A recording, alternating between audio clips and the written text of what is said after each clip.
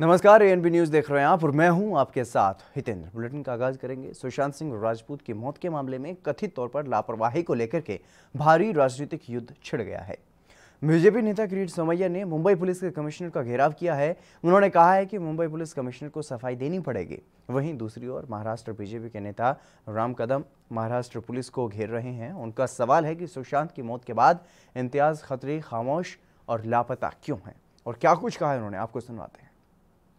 सुशांत सिंह के मामले में drug cartel, postmortem, black money का उपयोग, जो नजदीक के लोग रिया हो, संदीप सिंह हो, उनका जो बिहेवियर है, ये सब जो बाहर आ रहा है, तो मुंबई पुलिस कमिश्नर ने एक्सप्लेनेशन देना पड़ेगा। और जो मुंबई पुलिस के इन्वेस्टिगेटिव ऑफिसर थे जिन्होंने कोई एक्शन नहीं लिया, उसके खिलाफ कार्रवाई हो।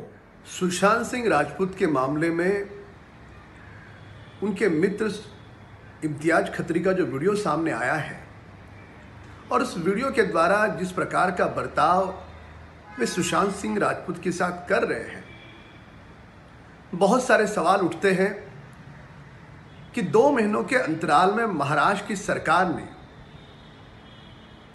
जब विभिन्न तथ्यों के आधार पर जांच करने का प्रयास किया था, तो यह वीडियो उनकी जांच से कैसे छूटा, कौन से कारण थे, महाराष्ट्र की सरकार किसे बचाना चाह रही थी, और उसके पश्चात इतनी मित्रता वीडियो के जरिए बताने वाले इम्तियाज खत्री सुशांत के मौत के बाद कहां गायब है। ऐसे कई सारे सवाल सुशांत का परिवार और देश और दुनिया के करोड़ों चाहने वाले पूछना चाहते हैं। साथ साथ में यह भी बात उतनी महत्वपूर्ण है कि बॉलीवुड के ड्रग्स नेक्सस में सुशांत के इन मित्रों का कितना हाथ है, इस बात की जांच महाराष्ट्र सरकार ने अब तक क्यों नहीं करी। भोजपुरी अभिनेता और गोरखपुर से बीजेपी के सांसद रवि किशन ने सुशांत सिंह राजपूत के केस में ड्रग्स एंगल को लेकर के अपनी प्रतिक्रिया दी है। उन्होंने कहा है कि मेरे लिए ये बहुत ही चौंकाने वाला खुलासा है। इसके साथ ही उन्होंने कहा है कि अभी भी बहुत सारी चीज़ें हैं जो बेनकाब होनी हैं और क्या कुछ कहा है उन्होंने, वो भी आपको सुनवाते हैं। क्वाइट शॉकिंग, मेरे लिए काफ़ी शॉकिंग रहा। हमको पता था, चूँकि हम सिनेमा इंडस्ट्री से हैं, सुनते थे कि लोग ये सब चीज़ें सेवन करते हैं, कुछ कलाकार लोग, लेकिन ये एक कार्टेल होगा, इतना बड़ा एक माफिया होगा, इतने बड़े पेडलर्स इसमें जुड़ेंगे, क्योंकि ये कई 100 करोड़ का, क्योंकि ये बहुत महंगी ड्रग्स हैं, ये काम आदमी अफोर्ड भी नहीं कर सकता। एक ग्राम में मिलती है, पिल्स में मिलती हैं, बहुत सारे इसके नाम LSD हैं, एक्सटेसी है, MD है, कोकेन है, अनगिनत नाम है इसके, अनगिनत ड्रग्स हैं, कलरफुल ड्रग्स हैं। और ये बड़ी बड़ी रेव पार्टीज, इसको कहते हैं रेव पार्टी, वहाँ पे। लेकिन आज ये जो खुलासा हुआ उसके बाद मुझे लगता था ये शायद नहीं होगा, बिकॉज सब लोग इतने हेल्थ फ्रीक हैं, फिटनेस फ्रीक हैं, ड्रग्स वगैरह का कनेक्शन हम नहीं सोच पाए थे। मेरे लिए भी एक बहुत बड़ी न्यूज़ है कि इतना बड़ा रैकेट ड्रग्स का अंदर चल रहा है और इस पर तुरंत लॉ को, तुरंत कानून को ध्यान देना चाहिए, नारकोटिक्स को तुरंत उन सारी जगहों पे छापे मारने चाहिए कि कहाँ से ये पड़ोसी मुल्क से आ रहा है, वाया पंजाब आ रहा है, वाया नेपाल आ रहा है, वाया कहाँ से ये ड्रग्स हमारे देश को या हमारे यंगस्टर्स को ख़त्म करने या बॉलीवुड के ज़रिए ये ये मेरे लिए भी बहुत बड़ी शॉकिंग न्यूज़ है। और ये इतनी, मैंने जैसा भी पहले भी कहा था, बहुत सारी चीज़ें बेनकाब होंगी, अनगिनत चेहरे सामने आएंगे, अनगिनत परतें खुलेंगी, जैसे CBI एंटर्ड की। और आप देखिए कि इतनी बारीकी से अब बहुत सारे पेडलर्स और एक बहुत बड़ा रैकेट बर्स्ट होगा जो हमारे देश के युवाओं को या मेरी बॉलीवुड इंडस्ट्री को खोखला कर रहा था, और इसका खात्मा होना बहुत ज़रूरी है। सुशांत के बहाने बहुत सारी चीज़ें लाइनअप हो जाएगी जो सदियों से एक जो प्रथा चली आई थी, व्हाटएवर रीज़न। बट मैं खुश भी हूँ। JEE और नीट की परीक्षा को लेकर के विपक्ष लगातार केंद्र सरकार पर हमला बोल रहा है। वहीं अब केंद्रीय मंत्री मुख्तार अब्बास नकवी ने विपक्ष पर पलटवार करते हुए ये कहा है कि उनमें नेगेटिविटी भरी हुई है, हमें बच्चों के भविष्य की चिंता है। उन्होंने और क्या कुछ कहा है वो भी आपको सुनवाते हैं।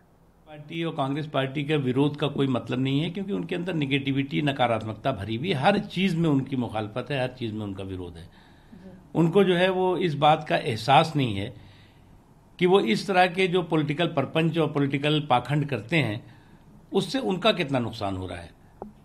और अब जो है वो लोगों को गुमराह करने में लग गए हैं। पहले तो उन्होंने कोरोना के मुद्दे पर, उसके बाद जो है वो जो सरकार इसमें राहत के लिए काम कर रही है उसके मुद्दे पर, पैकेज के मुद्दे पर, किसी चीज़ में इन्होंने पॉजिटिव स्टैंड लिया है क्या? तो इसलिए किसी को ये आश्चर्य नहीं होना चाहिए कि ये निगेटिविटी से भरी हुई ये पार्टी और उसके नेता इस तरह की चीज़ें करेंगे। लेकिन सरकार की प्राथमिकता नौजवानों के भविष्य है और पूरी तरह से सरकार उसके लिए कमिटेड है, कृतसंकल्प।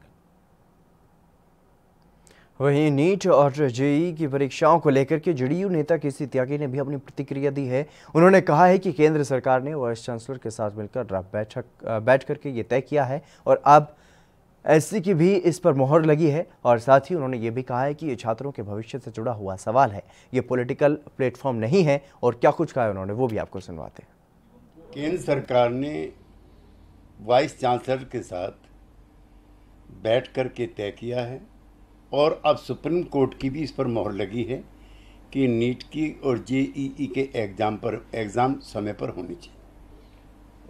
इस पर ममता बनर्जी का कहना है कि सभी अपोजिशन को एकजुट हो और इसको लेकर सुप्रीम कोर्ट जाना चाहिए।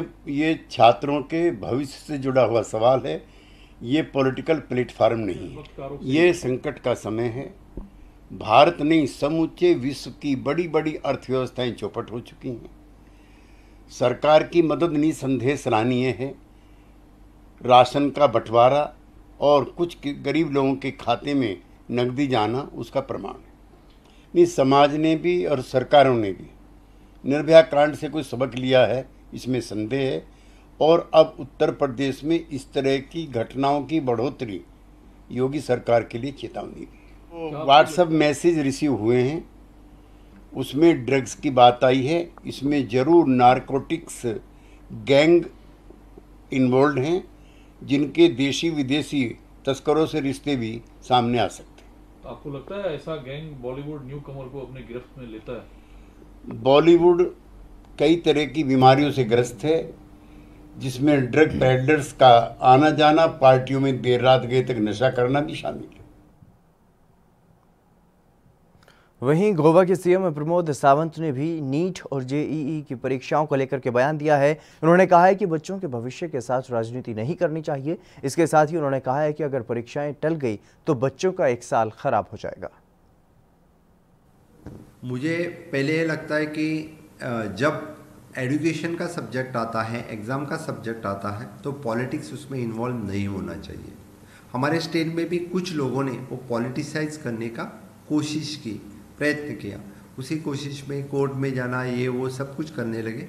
मेरी सबसे यही विनती है कि जैसे हमारी GCET एग्ज़ाम हो गई, नीट और JEE exam which is the entrance exam for the medical and entrance exam for the engineering students के भविष्य के बारे में, जब हम किसी को मेडिकल को एडमिशन मिलना है, किसी को इंजीनियरिंग को एडमिशन मिलना है, इस साल सपोज ये एग्ज़ाम ड्रॉप हो गई तो बच्चों का एक साल लॉस हो जाएगा। नॉट ओनली द 1 ईयर, पर कुछ बच्चों को एडमिशन भी नहीं मिल सकता है, क्योंकि if suppose they postpone it and they think to take the for the next year, then it will be the problem और बच्चों का बहुत बड़ा लॉस इससे हो सकता है। इसीलिए मेरी विनती है कि जैसे गोवा गवर्नमेंट ने GCET एग्ज़ाम जो इंजीनियरिंग स्टूडेंट्स के ऑलरेडी ले चुके हमारे यहाँ के बच्चे, तो अभी गोवा इंजीनियरिंग कॉलेज में, गोवा फार्मेसी कॉलेज में एडमिशन अभी तो स्टार्ट हो गया है। अभी हमारे जो ग्रेजुएशन लेवल कॉलेज पे तो हमने एडमिशन ऑलरेडी हम दे चुके हैं। इसीलिए पूरे देश भर के बच्चों के भविष्य के बारे में जब हम सोचते हैं, तभी they are the future of our country, तो इसके भविष्य के साथ किसी ने खिलो। कांग्रेस नेता ज़ौरिक अनवर ने नीट और जेईई की परीक्षाओं को लेकर के बयान दिया है। उन्होंने कहा है कि सोनिया गांधी और ममता बनर्जी की इस बात को लेकर के चिंता है। नीट और जेईई परीक्षा सही मायने में चिंता का विषय है। और साथ ही उन्होंने ये भी कहा है कि सभी मिलकर इस बात के लिए सरकार और सुप्रीम कोर्ट से ये अपील करेंगे। और क्या कुछ कहा है उन्होंने वो भी आपको सुनवाते हैं। देखिए, सोनिया जी का और ममता जी का सबका इस बात को लेकर चिंता है कि जो जी का और नीट का जो एग्ज़ाम होना है, जिसमें काफ़ी बड़ी तादाद में बच्चे शामिल होते हैं, उसको आगे बढ़ाया जाए। और ये बात सही मानों में चिंता का विषय है। आज तमाम विपक्षी मुख्यमंत्री और लोगों ने बातचीत आपस में किया है और हमको लगता है कि सब लोग जॉइंटली इस बात को मूव करेंगे और अपील करेंगे सरकार से भी और सुप्रीम कोर्ट से भी कि इसकी तारीख और आगे बढ़ाई जाए। जब तक कोरोना का प्रकोप कम नहीं होता है तब तक के इस तरह का एग्ज़ाम कराना बच्चों की ज़िंदगी के साथ खिलवाड़ है और उनकी परेशानी को और बढ़ाना है। सर, लेकिन सुप्रीम कोर्ट में एक याचिका पहले भी सुप्रीम कोर्ट ने खारिज कर दी थी और सुप्रीम कोर्ट ने ये कहा था कि हम सब कुछ रोक नहीं सकते हैं। तो आपको लगता है कि दोबारा से अगर इस तरह का अप्रोच होगा तो सुप्रीम कोर्ट इस पर फिर कुछ सकारात्मक? देखिए, सुप्रीम कोर्ट को इस बात को समझना चाहिए। मैं समझता हूँ कि दोबारा पुनः विचार के लिए अगर लोग जाएंगे और सामूहिक रूप से जाएंगे तो शायद सुप्रीम कोर्ट भी उस पर पुनः विचार कर सकता है, क्योंकि ये मामला बहुत गंभीर है। जैसा मैंने कहा कि ये पूरे बच्चों के भविष्य के साथ और उनकी ज़िंदगी के साथ एक प्रकार का खिलवाड़ है। लखनऊ विकास प्राधिकरण ने माफिया मुख्तार अंसारी के खिलाफ बड़ी कार्रवाई की है। डालीबाग में लगभग 10,000 वर्ग फुट क्षेत्रफल में बने 2 बिल्डिंग को जमींदोज कर दिया गया है और ये बिल्डिंग शत्रु संपत्ति पर बनी थी, जो मुख्तार ने फर्जी तरीके से अपनी मां के नाम करा ली थी और बाद में उसने अपने 2 बेटों अब्बास अंसारी और उमर अंसारी के नाम करा दी थी और दोनों बिल्डिंग बिना नक्शे के अवैध तरीके से बनाई गई थी।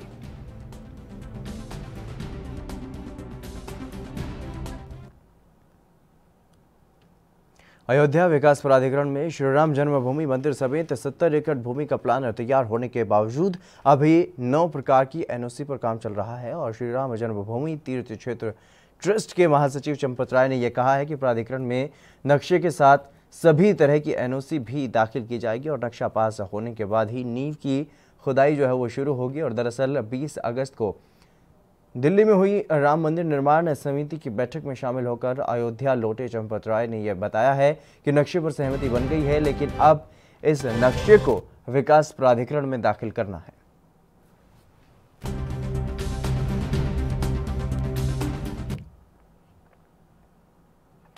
पंजाब विधानसभा स्पीकर का सत्र से ठीक पहले बड़ा बयान सामने आया है।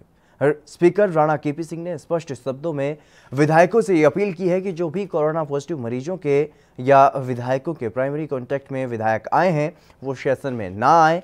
और स्पीकर ने यह भी कहा है कि विधायकों के पास और हमारे पास कानून बनाने की जिम्मेदारी है, तो ऐसे में कल ये संदेश न जाए कि कानून बनाने वाले इसका ध्यान नहीं रखते। स्पीकर राणा केपी सिंह ने साफ कहा है कि जिस तरह से कोरोना महामारी बढ़ चुकी है उसके चलते सेशन छोटा रखा गया है, जो सिर्फ संविधान के मद्देनजर है। मैं सारियां ही राजनीतिक पार्टियां, कांग्रेस पार्टी, आम आदमी पार्टी, श्रोमणी अकाली दल, भारतीय जनता पार्टी, लोक इंसाफ पार्टी, सारिਆਂ ਨੂੰ ਬੇਨਤੀ ਕਰਦਾ ਹਾਂ ਕਿ ਉਹ ਸਤਿਕਾਰਯੋਗ ਮੈਂਬਰ ਜਿਹੜੇ ਪ੍ਰਾਇਮਰੀ ਕੰਟੈਕਟ ਦੇ ਵਿੱਚ ਆਏ ਹੈ ਉਹ ਆਪਣੀ ਤੇ ਦੂਜਿਆਂ ਦੀ ਬਿਹਤਰੀ ਵਾਸਤੇ ਉਹ ਸੈਸ਼ਨ ਦੇ ਅੰਦਰ ਸ਼ਿਰਕਤ ਨਾ ਕਰਨ, ਕਿਉਂਕਿ ਅਸੀਂ ਸਾਰੇ ਮਿਲ ਕੇ ਕਾਨੂੰਨ ਬਣਾਉਣ ਵਾਲੇ ਲੋਕ हैं। किते कल नूं ये ना लगे कि कानून बनाने वाले लोग आप कानून तो। केरल में गुरुवार को कोविड-19 के 2,406 नए मामले सामने आए हैं और राज्य में संक्रमण के कुल मामले 66,760 तक पहुंच गए हैं। वहीं संक्रमण से 10 और लोगों की मौत भी हुई है। दैनिक कोविड-19 समीक्षा बैठक के बाद मुख्यमंत्री पिनराई विजयन ने मीडिया से ये कहा है कि राज्य में आज कम से कम 2067 लोग इलाज के बाद स्वस्थ हो गए हैं और उन्होंने कहा है कि राज्य में संक्रमण से 10 और लोगों की मौत भी हुई है, जिसके साथ ही राज्य में मृतकों की संख्या 267 तक पहुंच गई है।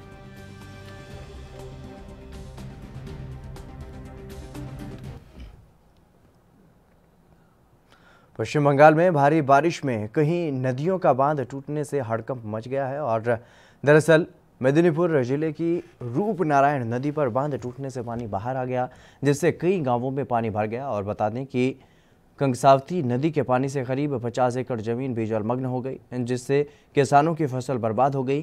किसानों की फसल में पानी भरने से किसानों को परेशानी का सामना करना पड़ रहा है।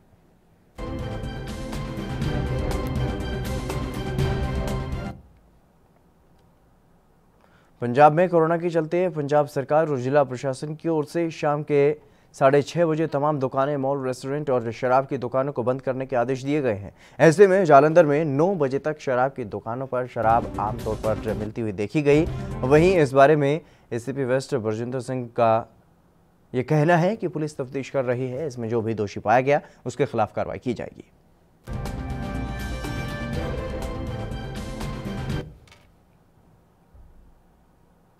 इन दिनों कई राज्यों में हो रही भारी बारिश के कारण माल ढुलाई का काम बुरी तरह से प्रभावित हो रहा है। ऐसे में दिल्ली की मंडियों में लगातार सब्जियों की घटती आवक के चलते टमाटर और आलू के दामों में इजाफा हो रहा है।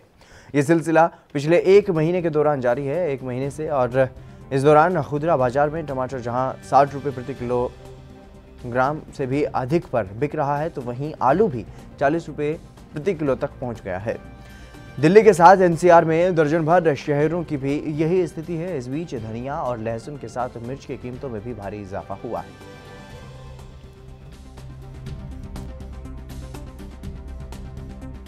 बहुत ज़्यादा बढ़ गए हैं, घर चलाने में दिक्कत होती है। वैसे ही लॉकडाउन की वजह से लोगों की नौकरियां जा रही हैं, सैलरी मिल नहीं रही, जो मिल रही है वो भी कम मिल रही है। अब ऐसे में सब्जियों के भी दाम बढ़ जा रहे हैं, तो इस तरीके से घर चलाने में बहुत दिक्कत आ रही है।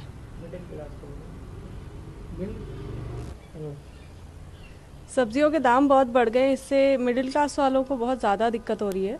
वैसे ही लॉकडाउन की वजह से लोगों की नौकरियां जा रही है, सैलरी कम मिल रही है या नहीं मिल रही है। ऐसे में सब्जियों के दाम बढ़ जाने से और भी ज़्यादा दिक्कत हो रही है मिडिल क्लास को, और भी बाकी लोगों को भी हो रही है, पर सबसे ज़्यादा जो इस चीज़ को फेस कर रहा है वो मिडिल क्लास है और लोअर क्लास है।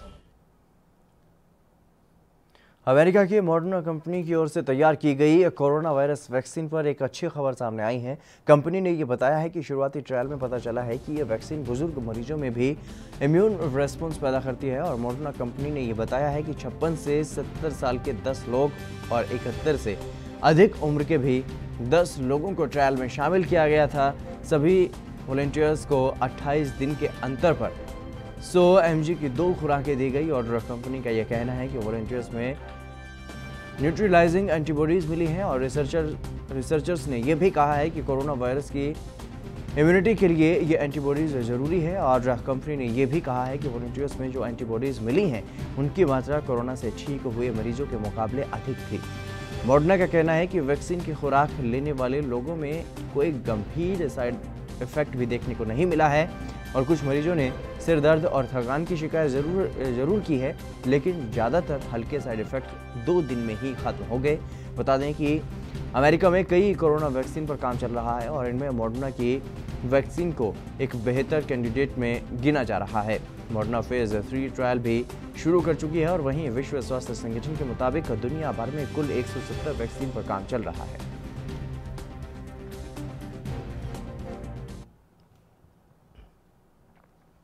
चीनी कंपनियों पर अमेरिका की सख्ती बढ़ती जा रही है। और अमेरिका के वाणिज्य विभाग ने bureau of industry and securities ने चीन की 24 कंपनियों को उस सूची में शामिल किया है जो चीन की सेना की मदद करती हैं।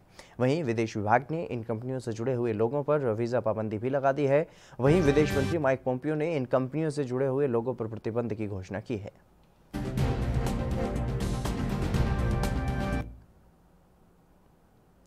पाकिस्तान में विपक्ष के वर्चस्व वाली सीनेट ने एफएटीएफ की निर्धारित शर्तों से जुड़े हुए 2 विधेयकों को खारिज कर दिया है, जिससे मनी लॉन्ड्रिंग और आतंकवादियों को धन मुहैया कराए जाने पर निगरानी रखने वाली वैश्विक संस्था द्वारा काली सूची में डाले जाने से बचने से सरकार के प्रयास जोखिम में पड़ गए हैं। इस कदम पर प्रधानमंत्री इमरान खान ने कड़ी प्रतिक्रिया दी है।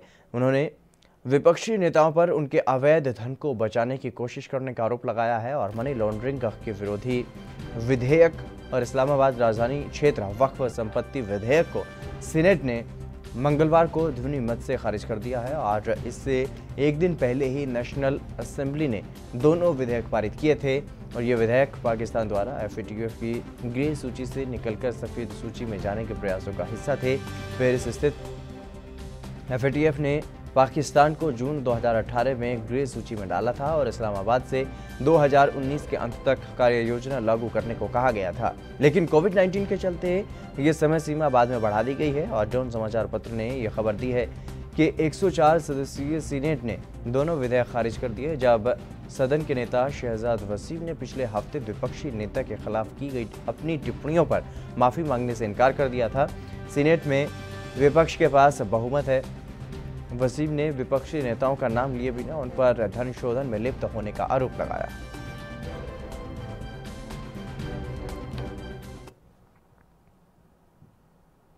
बिहार के दरभंगा में कुशेश्वर स्थान प्रखंड में डूबने से 2 अलग अलग स्थानों पर 3 लोगों की मौत हो गई। दरअसल पिरोड़ी गांव में फिसलकर गहरे पानी में जा रही सहेली को बचाने के चक्कर में रानी कुमारी और अंजलि कुमारी की मौत हो गई और वहीं दूसरी घटना ब्रह्मपुर गांव में घटी है, जिसमें घर के बगल में बाढ़ के पानी में गिर जाने से एक 1.5 वर्षीय बालक की मौत हो गई। वहीं तीनों शवों को पुलिस ने पोस्टमार्टम के लिए डीएमसीएच भेजा और वहीं प्रखंड उप प्रमुख का ये कहना है कि प्रशासन से परिवार को उचित मुआवजा जल्द ही दिया जाएगा और उसकी मांग बीडीओ से की गई है, जिस पर आश्वासन मिला है कि जल्द ही उन्हें मुआवजे की राशि उपलब्ध करवा दी जाएगी।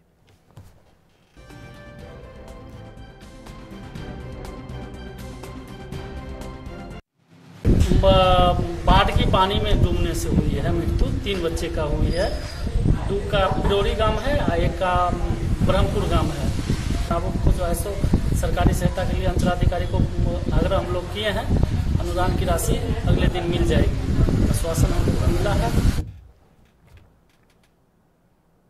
अब कोरोना मरीजों को इलाज के लिए बहराइच और लखनऊ का चक्कर नहीं लगाना पड़ेगा। ऐसी सभी सुविधाएं गोंडा के कोविड अस्पताल में भी मिलेंगी और जिनके लिए मरीजों को परेशानी उठानी पड़ती थी, सीएम योगी ने 160 बेड के कोविड हॉस्पिटल की सौगात जिले को दी है। गोंडा में भी ये डेडिकेटेड 300 बेडेड कोविड हॉस्पिटल दे रहे हैं। यह एक कोविड हॉस्पिटल हमारे यहाँ के जनप्रतिनिधियों की, माननीय सांसदगण, माननीय विधायकगण, यहाँ के जो लोकल विधायक हैं उनके प्रयास और हमारे अन्य जनप्रतिनिधियों ने जो यहाँ के लिए निरंतर मांग उठाई थी, उनके प्रयासों के परिणाम स्वरूप आज यहाँ पर ये चीजें, क्योंकि इन लोगों के द्वारा शुरू में इस बारे में चर्चा होती थी। मुझे याद है जब हम लोग SDGs पर चर्चा कर रहे थे, सस्टेनेबल डेवलपमेंट गोल्स पे चर्चा कर रहे थे उत्तर प्रदेश विधानसभा में, और गांधी जयंती के दिन हम लोगों ने कार्यक्रम रखा था, लगातार 36 घंटे तक सदन की कार्रवाई चलाई थी। तो उस दिन यहाँ के लोकल विधायक, गोंडा के लोकल विधायक लगातार 36 घंटे तक सदन के अंदर बैठ करके उस कार्रवाई का हिस्सा बने थे और उन्होंने साबित किया था कि वास्तव में जज्बा होना चाहिए और उस जज्बे के साथ हम लोग गरीबी को मिटाने के लिए, भूखमरी को मिटाने के लिए, किसी भी प्रकार की अव्यवस्था को मिटाने के लिए पूरी प्रतिबद्धता के साथ।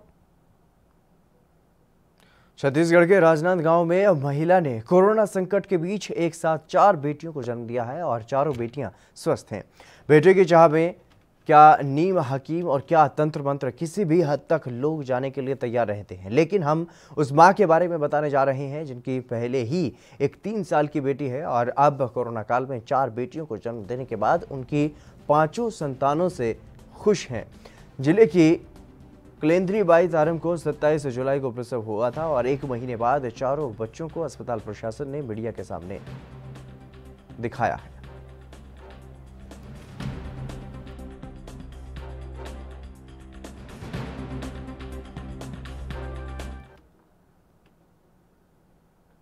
मध्य प्रदेश अल्पसंख्यक आयोग की सदस्य और कांग्रेस नेत्री नूरी खान को फोन पर जान से मारने की धमकी मिली है।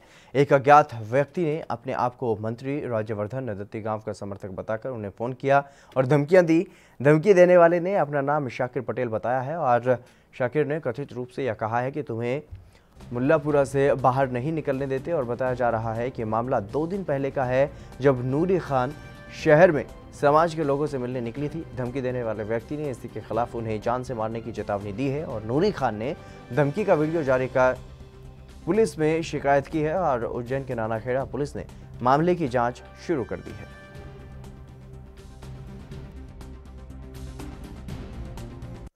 नानाखेड़ा थाने पर आखिर उस उक्त व्यक्ति के खिलाफ एफआईआर दर्ज कर ली गई है, जिसने राजवर्धन दत्ती गांव के नाम लेकर बार बार मुझे जान से मारने से लेकर उज्जैन से निकलने नहीं देने की धमकी दी थी और धारा 507 के तहत उस पर एफआईआर दर्ज की जा चुकी है और साथ में इस पूरे मामले की जांच करवाई जाएगी। और ये भी देखना ज़रूरी है कि एक मंत्री की शे पर किस तरीके से महिला को जान से मारने की धमकी दी जाती है।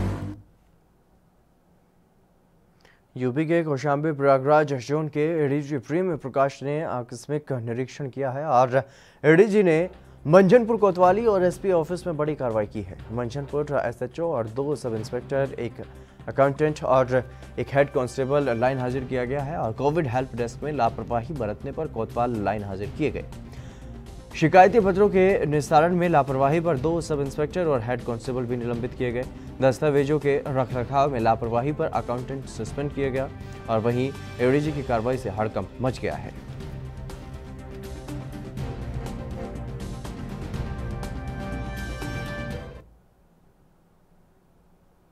चलिए फिलहाल रुकेंगे एक छोटे से ब्रेक के लिए, जल्द हाजिर होंगे।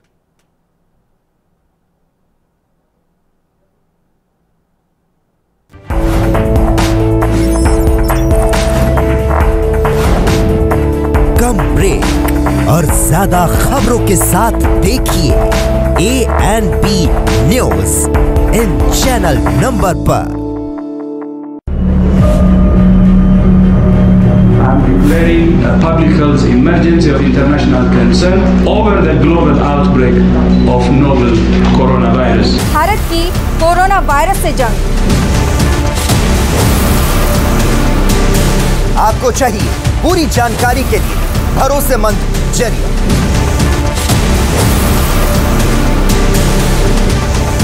जानकारी जो अफवाहों पर ना हो। 24 घंटे 7 दिन लगातार सिर्फ ANB न्यूज पर।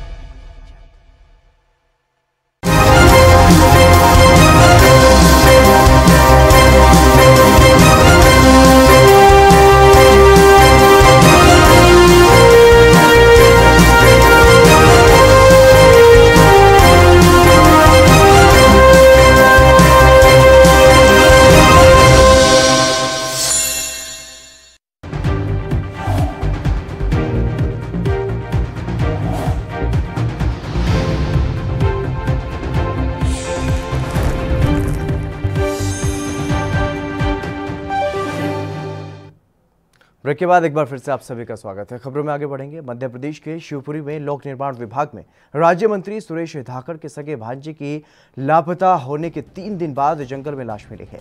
उनका भांजा अनिल वर्मा 3 दिन पहले बाइक लेकर कटिंग कराने और गाड़ी में तेल भराने का कहकर के घर से निकला था और देर रात उसकी लाश जंगल में मिली है और पुलिस के मुताबिक 2 दिन पहले ही मंत्री के भांजे अनिल वर्मा की मौत हो गई है।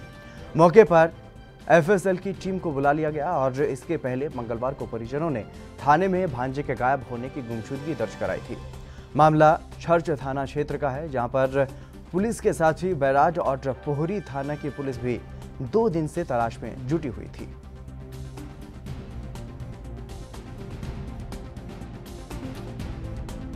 सर 2 दिनों से लापता युवक का कल शव मिला है, क्या कुछ मामला है? ये अनिल वर्मा जिसकी उम्र 28 वर्ष थी, ग्रामपुरा, थाना चर्च, जिला शिवपुरी का रहने वाला था। दिनांक 24 तारीख से घर से बिना बताए चला गया था, जिसकी सूचना इनके परिजनों द्वारा अगले दिन थाने पर दी गई। जैसी सूचना मिलती है, मैं और मेरा 2 थानों का बल, इनके परिजन लगातार जंगलों में सर्च किए, आसपास के इलाके देखे, मोबाइल लोकेशन के अनुसार सर्चिंग की, परिजन इनके रिश्तेदारों से भी चर्चा की और उसके बाद कल रात को इसकी जंगलों में डेड बॉडी मिली है और बॉडी के बाद एफएसएल टीम ने भी उसका अवलोकन किया है और अभी पीएम कराया गया इसका। सर क्या लगता है, सबने आत्महत्या है या ये हत्या है? अभी पीएम रिपोर्ट आ जाएगी, उसके बाद ही और एफएसएल फोरेंसिक की रिपोर्ट आएगी, उसके बाद ये क्लियर होगा। प्रथम दृष्टया क्या नज़र आ रहा है सर? प्रथम दृष्टया तो ऐसा लग रहा है कि ये आत्महत्या है और इसके बाद जैसी रिपोर्ट आएगी, पीएम रिपोर्ट और एफएसएल रिपोर्ट। सर कुछ सामने आया है, कोई वजह? अभी तक जांच चल रही, अभी तक ऐसी कोई वजह सामने नहीं आई। छत्तीसगढ़ के बलौदाबाजार जिले में एक विवाहित महिला ने अपने ही पति पर गर्भपात कराने और अपने जेठ के साथ दबावपूर्वक जबरदस्ती अनाचार करने के आरोप समेत जान से मारने की धमकी देने का आरोप भी लगाया है। दरअसल पूरा मामला नगर पंचायत भटगांव का है, जहां पर पिछले 6 महीने पहले पीड़ित महिला का विवाह उत्तर प्रदेश के जगदीशपुर निवासी प्रशांत चौधरी से आर्य समाज रायपुर में हुआ था और विवाह के बाद दोनों पति पत्नी के तौर पर नगर भटगांव में रह रहे थे। साथ ही महिला के जेठ मोनू चौधरी भी रहता था वहां पर और विवाह के ठीक 3 दिन बाद इसके पति और जेठ जगदीशपुर चले गए। जगदीशपुर से आने के बाद महिला के साथ इनके पति और जेठ ने मिलकर रिलेशनशिप बनाया और सिलसिला यही नहीं रुका। जब पीड़ित महिला 1 माह की गर्भ से हुई तो पीड़ित महिला को टैबलेट खिलाकर गर्भपात कराया गया। इस मामले की शिकायत पीड़ित महिला ने भटगांव थाने में की है।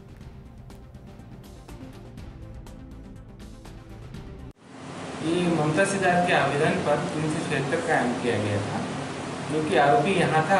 फिलहाल वो आरोपी यूपी चला गया है, तो उसका जो पैतृक निवासी यूपी में है, तो ट्रेनें और बसें चालू होंगी तब जाकर उसको पकड़कर लाई जाएगी और उचित कार्रवाई की जाएगी। ये पीड़ित पक्ष का क्या आरोप लगा है उस पर? पीड़ित पक्ष का ये कहना है कि आरोपी फिलहाल घूम रहा है, तो उसके ऊपर कार्रवाई नहीं होगी जल्द।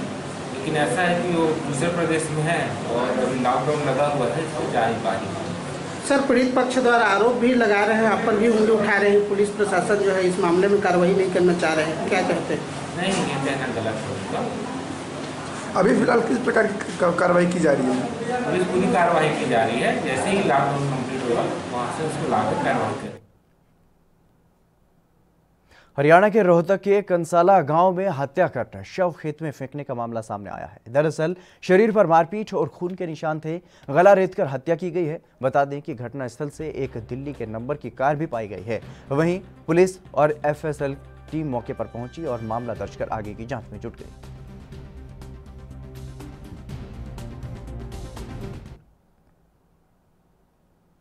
मध्य प्रदेश के सिंगरौली जिले में जियावन थाने के अंदर 2 पक्षों के बीच हुई मारपीट के मामले में पुलिस के वरिष्ठ अधिकारियों ने संज्ञान लिया है और अतिरिक्त पुलिस अधीक्षक सिंगरौली को रात में ही थाने आना पड़ा और अतिरिक्त पुलिस बल भी थाने भेजा गया। फिलहाल मामले की जांच की जा रही है। वहीं घटना में शामिल दोनों पक्षों के ऊपर कानूनी कार्रवाई भी की जा रही है।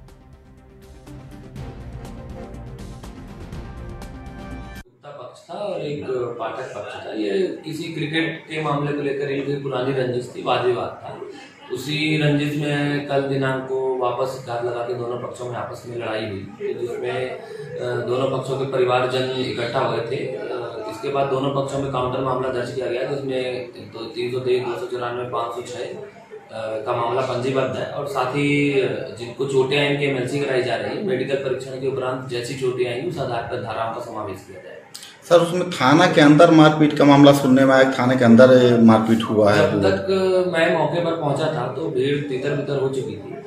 ऐसा संज्ञान में जरूर आया था कि थाने के अंदर भीड़ इकट्ठा हो गई थी, क्योंकि दोनों पक्षों के परिवारजन इकट्ठा हो गए थे। बाकी ऐसे मारपीट के मामले का संज्ञान में आया तो इसकी जांच कराई जा रही है। जैसा भी होगा वैधानिक कार्रवाई करेंगे। एक साथ मारपीट हुआ, विवाद हुआ, किससे हुआ, क्या मामला था? ये अचानक 4 बजे कल बच्चा और भाई गया था सब्जी लेने मार्केट में, तो एक मनोज गुप्ता जी हैं, उनके लड़के के द्वारा मारपीट किया गया बच्चे के साथ, जवाब पूछने पे क्यों मारा गया तो ये बोले कि और परिवार के लोग भाई को ही मारे। वो गए थाने रिपोर्ट करने, हमको ही सूचना मिली, हम भी थाने पहुंचे।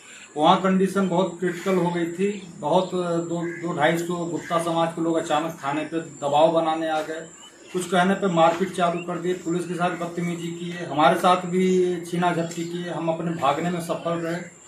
बच्चे लोग और हमें अब यही आशंका है आने वाले दिनों में कि अगर किसी प्रकार का मेडिकल होता है तो पूर्व में भी हमारे समाज के 2 लोगों के साथ इस तरह से डॉक्टर, यहाँ 2 डॉक्टर गुप्ता समाज के ही हैं जिनके कारण गलत मेडिकल दे दिया जाता है। 307 जैसी गंभीर धाराओं से बच्चों की लड़ाई में 307 का मुकदमा मामला बनाया गया है। पूर्व में समुदाय धमधना के ब्राह्मण हैं, तो मुझे आशंका है 2 गुप्ताओं के द्वारा किसी प्रकार की गलत मेडिकल दिया जा सकता है, जिससे मुझे न्याय मिलने की संभावना नजर नहीं आ रही है। तो आपके साथ क्या थाने में भी मारपीट हुआ, कोई विवाद हुआ थाना परिसर? अचानक मैं सूचना पाने पे मैं भी गया था FIR सूचना देने थाने में। तो अचानक पहले तो 50 लोग आए, फिर 100-150 लाठी डंडे लेके आए, तो मेरे साथ मारने की कोशिश की, लेकिन हम भागने में सफल हुए। पर पुलिस साथ बदतमीजी हुई। पुलिस ने फिर लाइन ऑर्डर को मेंटेन किया, कुछ फोर्स भी बुलाई। हाँ, सभी लोग को तितर बितर किया गया। लेकिन मुझे सबसे मुद्दे की बात है कि गुप्ता समाज में 2 डॉक्टर हैं, देवसर में ही हैं, जिनसे न्याय मिलने का बिल्कुल पक्षपात है। गंभीर प्रकार की धाराओं का रिपोर्टिंग दे दी जाती है। 307 का केस बनाया गया है, जो कि सामान्य प्रकार के झगड़ा विवाद था बच्चों में। हाँ, तो आपको आशंका है कि आपके ऊपर भी कोई गलत मेडिकल देकर के गलत धाराएं न लगा दी? मुझे इस बात से आशंका है कि जाति परिवार के ही वो डॉक्टर हैं, उसी गुप्ता समाज के, तो निश्चित रूप से मुझे यही यकीन है कि पूर्व जैसी घटना इस बार भी अंजाम होगा। किसी न किसी प्रकार की गंभीर धारा से इसको जोड़ा जाएगा अपराध को। उत्तर प्रदेश के शामली के कलेक्ट्रेट में भारतीय किसान यूनियन के कार्यकर्ताओं ने बाजारों में अश्लील पोस्टरों को लेकर के एडीएम शामली को ज्ञापन सौंपा है और भारतीय किसान यूनियन के कार्यकर्ताओं ने चेतावनी दी है कि अगर प्रशासन ने ये पोस्टर नहीं हटवाए तो वो खुद ऐसे में स्टोरों को हटवाने, इनके पोस्टरों को हटवाने का काम करेंगे। और बता दें कि जनपद शामली के बाजारों में महिलाओं के सामान की बिक्री को लेकर के दुकानदारों ने अपनी दुकानों और बाजारों में अश्लील पोस्टर लगा रखे हैं, जिसे लेकर भारतीय किसान यूनियन के कार्यकर्ताओं ने एडीएम शामली को यह ज्ञापन सौंपा है। शहर में अश्लील होल्डिंग और पोस्टर हटाने के संबंध में जल्द ही कार्रवाई करने को लेकर के ज्ञापन सौंपा गया है। भारतीय किसान यूनियन के कार्यकर्ताओं ने यह बताया है कि शामली शहर में कुछ दुकानदारों ने महिलाओं के सामान की बिक्री की दुकानों पर काफ़ी अनुचित बोर्ड लगाए हुए हैं, जिन्हें सामाजिक व्यक्ति और महिलाओं को वहां से निकलने पर शर्म महसूस होती है। वहीं भारतीय किसान यूनियन ने यह भी कहा है कि नगर पालिका और एसडीएम को निर्देशित कर ऐसे बोर्ड हटवाने की कृपा की जाए और अन्यथा भारतीय किसान यूनियन शहर में ऐसे बोर्डों को हटवाने का काम करे।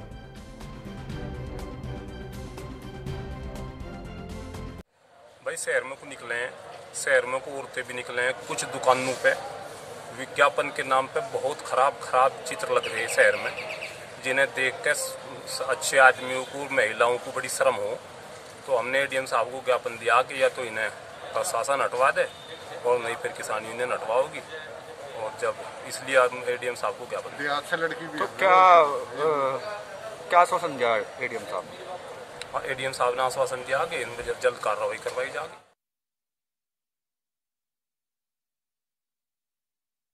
ने बयान दिया है कि जो गांव के सरपंच हैं वो अब 1 साल के बाद अगर गांव के 60% जनता चाहती है तो उस सरपंच को बदल सकती है। वहीं डिप्टी सीएम के बयान को लेकर के सरपंचों ने विरोध प्रदर्शन किया है और दुष्यंत चौटाला का पुतला भी फूंका है और सरकार के खिलाफ नारेबाजी की है। वहीं सरपंच का यह कहना है कि यह फैसला एमएलए और एमपी पर भी लागू किया जाए और साथ ही उन्होंने सरकार को फैसला वापस नहीं लेने पर बड़ौदा उपचुनाव में विरोध करने की चेतावनी दी है।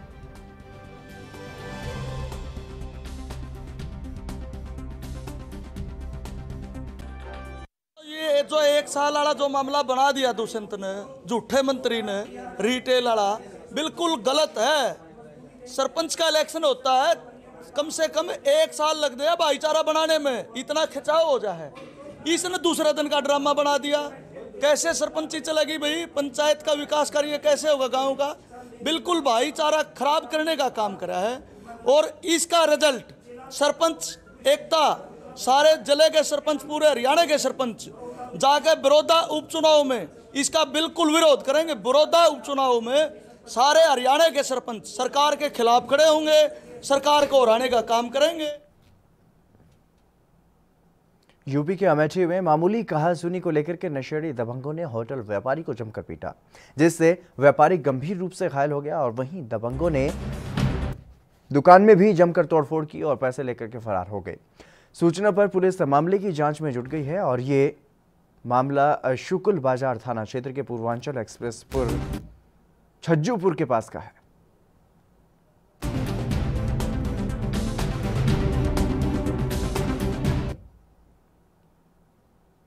उत्तर प्रदेश के संभल में मारपीट का वीडियो वायरल हो रहा है, जहां एक दूसरे पर ईंट पत्थर बरसाते हुए लोग नजर आ रहे हैं और इसी के चलते फायरिंग की आवाज भी सुनाई दे रही है, जिसमें गोली लगने से एक युवक घायल हो गया है। जानकारी के मुताबिक राया गांव में जमीन को लेकर के दो पक्षों में विवाद हो गया और विवाद इतना बढ़ गया कि एक दूसरे पर ईंट पत्थर बरसने लगे, जहां पर एक पक्ष के लोग दूसरे पक्ष पर घर में घुसकर मारपीट करने लगा और वहीं जिसमें गोली लगने से एक युवक घायल भी हो गया, जिसका लाइव वीडियो बनाया गया और उसे सोशल मीडिया पर वायरल भी किया गया। वहीं थाना असमोली पुलिस ने कार्रवाई करते हुए 4 लोगों के खिलाफ मामला दर्ज कर लिया है और मामले में आगे की जांच में जुट गई है।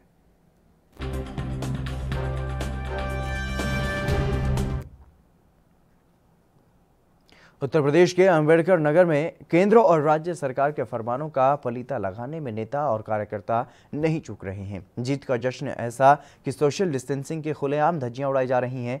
मास्क का प्रयोग करने से परहेज रखने वाले ये बीजेपी के नेताओं और कार्यकर्ताओं ने तो शासन की मंशा पर ही पानी फेर दिया है। सोशल मीडिया पर तेजी से वायरल कार्यक्रम की तस्वीरों को लेकर के जनपद में हलचल का माहौल बन गया है और इस कार्यक्रम में लोगों को ये एहसास करा दिया कि जिंदगी पुरानी पटरी पर लौट आई है।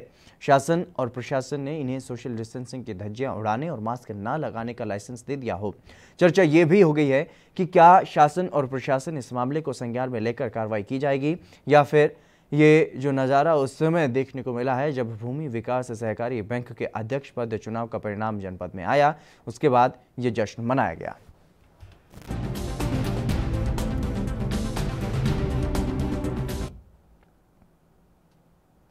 हिमाचल के जिला कुल्लू में सीएम जयराम ठाकुर ने प्रदेश की विभिन्न मंडी समितियों की 22 परियोजनाओं का शिलान्यास किया है।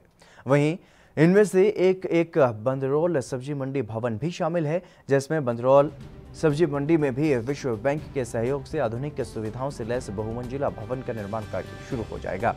बता दें कि मुख्यमंत्री जयराम ठाकुर ने प्रदेश की विभिन्न मंडी समितियों की 197.59 करोड़ की परियोजनाओं का शिलान्यास किया है और आपको ये भी बता दें कि इन परियोजनाओं में करीब 22 करोड़ रुपए खर्च होंगे।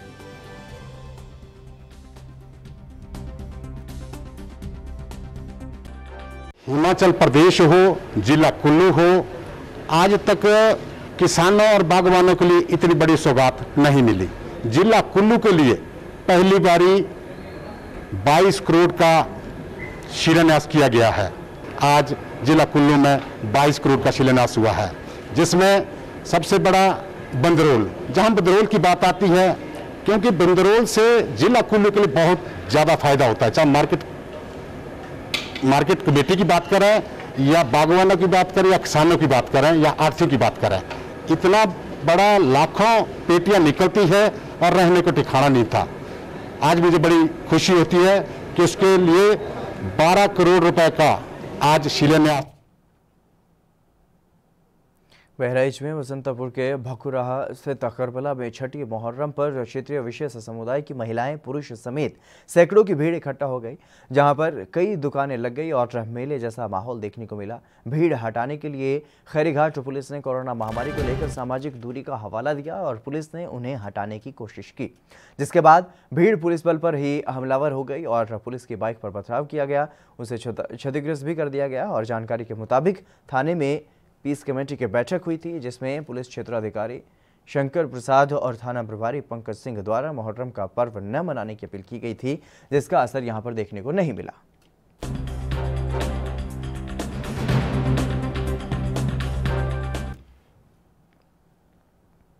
यूपी के आगरा के थाना कमला नगर इलाके के रश्मि नगर में बाइक सवार बदमाशों ने कारोबारी को घर के बाहर गोली मार दी।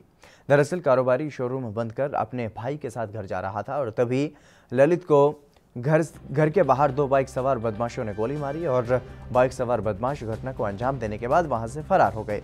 वहीं मौके पर पहुंची पुलिस ने घायल कारोबारी को जिला अस्पताल के लिए रेफर कर दिया, लेकिन कारोबारी ने रास्ते में ही दम तोड़ दिया। फिलहाल मौके पर पहुंची पुलिस ने मामला दर्ज कर लिया है और आगे की जांच में जुट गई है।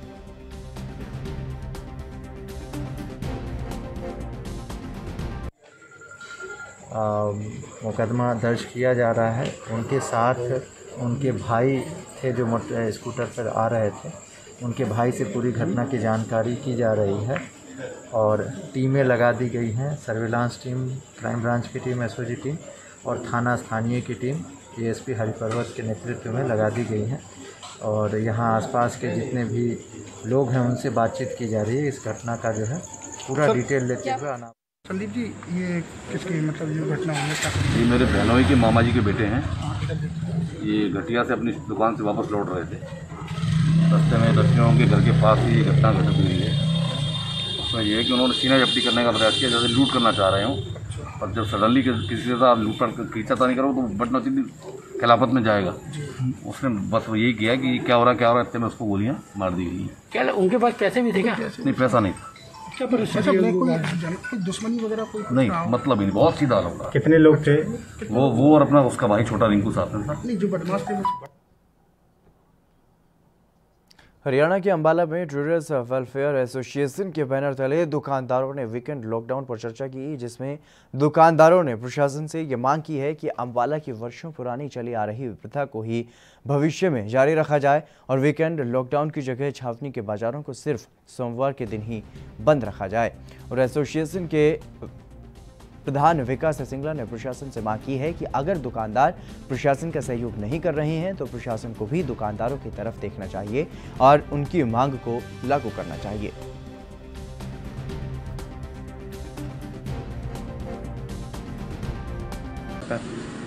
उससे एक गलत मैसेज आ रहा है। प्रशासन को इसके लिए एक सिस्टम बनाना चाहिए कि आज ये बंद है और ये खुला है।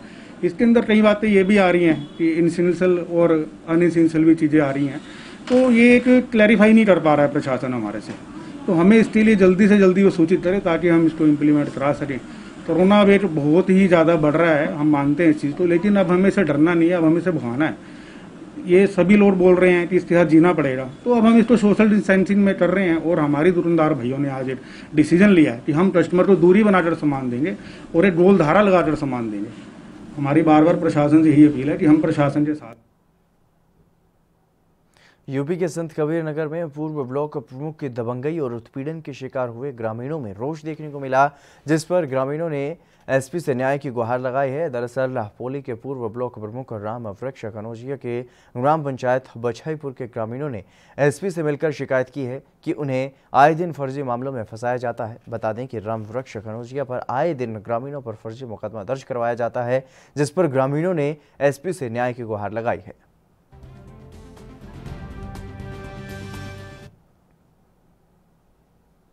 हरियाणा के नारनौल में एक व्यापारी के घर पर हवाई फायरिंग करने का मामला सामने आया है। हवाई फायर के बाद बदमाश चिट्ठी छोड़कर मौके से फरार हो गया है और बता दें कि चिट्ठी के जरिए 50 लाख की फिरौती मांगी गई है और शिकायत करने और मांग पूरी नहीं करने पर जान से मारने की धमकी भी दी गई है।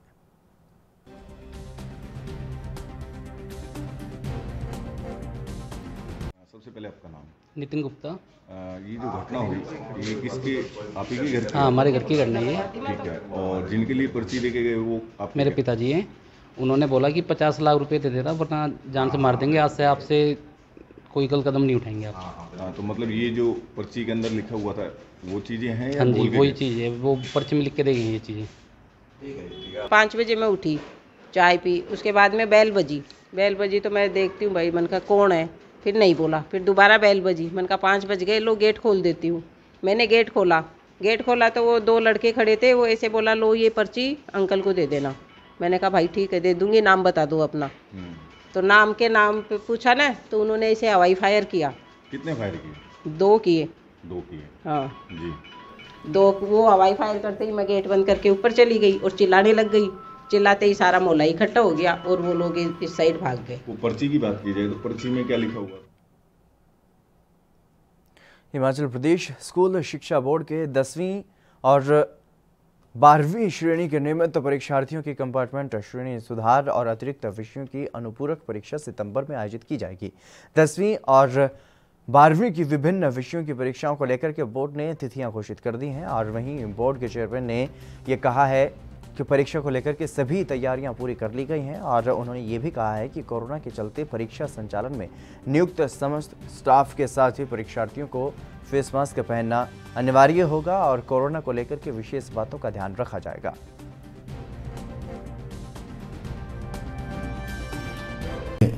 अभी ऐसे सप्लीमेंट्री एग्ज़ाम करने की बात आपने कही, तो सप्लीमेंट्री एग्ज़ाम भी हम लेने जा रहे हैं और ये सितंबर के दूसरे हफ्ते से सप्लीमेंट्री एग्जामिनेशन प्रारंभ हो जाएंगे। भिन्न भिन्न विषय। हिमाचल के धर्मशाला में जिलाधीश कार्यालय में जिले की नगर परिषदों और नगर पंचायतों की सीटों के आरक्षण के लिए लॉटरी ड्रा निकाला गया और प्रक्रिया की पूरी वीडियोग्राफी भी की गई। वहीं डीसी कांगड़ा राकेश प्रजापति ने यह बताया कि कांगड़ा की 8 नगर परिषदों और नगर पंचायतों का आरक्षण रोस्टर लोगों के सामने वीडियोग्राफी से संपन्न किया गया और नगर परिषद और नगर पंचायत वार्डों में कोई परिवर्तन नहीं हुआ। साथ ही उन्होंने यह भी बताया कि नगर निगम धर्मशाला का आरक्षण रोस्टर भी 30 अगस्त से पहले निकाल दिया जाएगा। आरक्षण रोस्टर को लेकर के अभी तक कोई आपत्ति या सुझाव नहीं आया है। प्रक्रिया में पूरी पारदर्शिता अपनाई गई है, ऐसा डीसी ने कहा है और जो ड्रॉ निकाले गए उनकी वीडियोग्राफी भी की गई है ताकि किसी भी तरीके का कोई आरोप कोई ना लगाए। नगर पंचायत की सीटों के लिए आरक्षण को लेकर के लॉटरी निकाली गई और लॉटरी ड्रा की प्रक्रिया पूरी वीडियोग्राफी के जरिए बनाई गई और प्रक्रिया में पूरी तरह से पारदर्शिता अपनाई गई है, ऐसा डीसी का कहना है। और नगर पंचायत की सीटों के आरक्षण को लेकर के ये लॉटरी निकाली गई।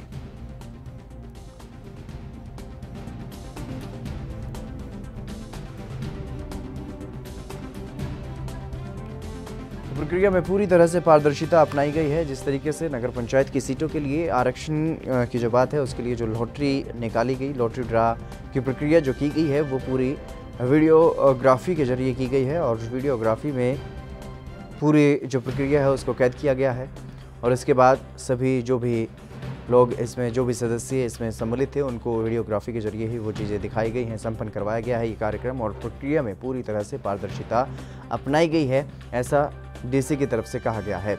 नगर पंचायत की सीटों को लेकर के जो आरक्षण की प्रक्रिया है उसके लिए लॉटरी ड्रा जो है वो निकाला गया और लॉटरी ड्रा की प्रक्रिया को पूरी तरह से वीडियोग्राफी के सामने वीडियो बनवाई गई है उस पूरी प्रक्रिया की। इस हिसाब से इन 3 सीट्स में एक टोटल वुमेन जो थी 11 वार्ड में वो 6 थी, इस बार क्या होगा 6 नहीं होंगी, ये 5 होंगी सीट्स।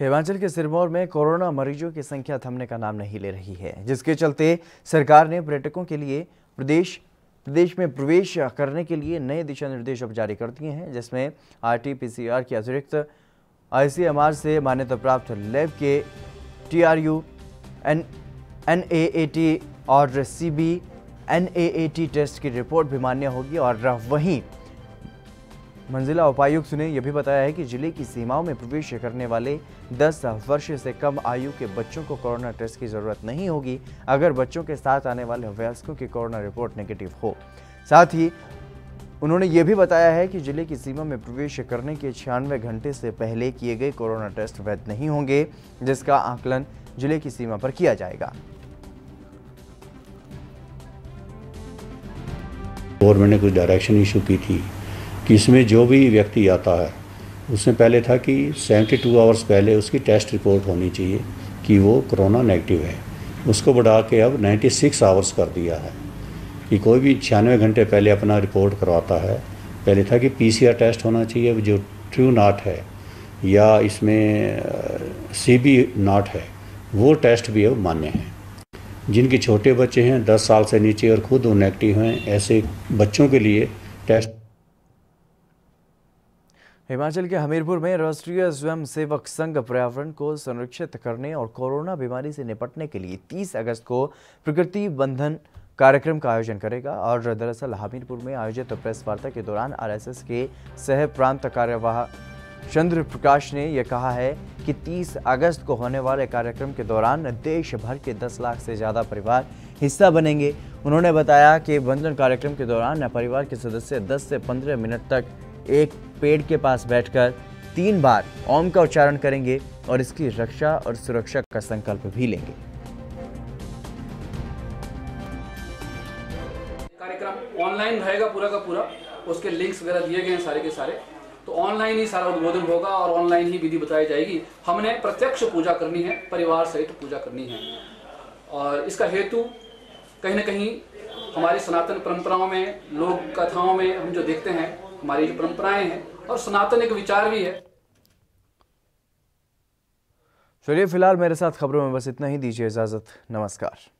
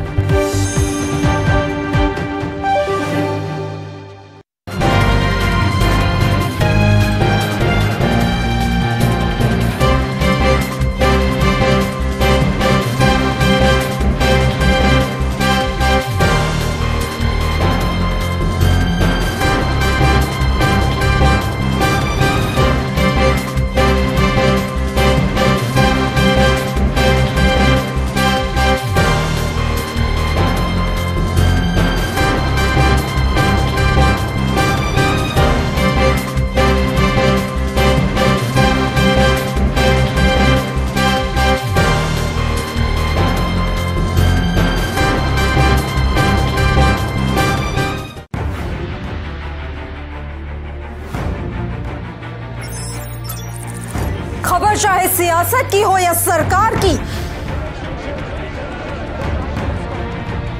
खबर चाहे भ्रष्टाचार की हो या गुनहगार की, दिन भर में क्या रहा देश जगत का हाल, किस मुद्दे ने बनाई किसकी सरकार, रखते हैं हम सब पर नजर, पहुंचाते हैं हम हर खबर। हम हैं ANB न्यूज़।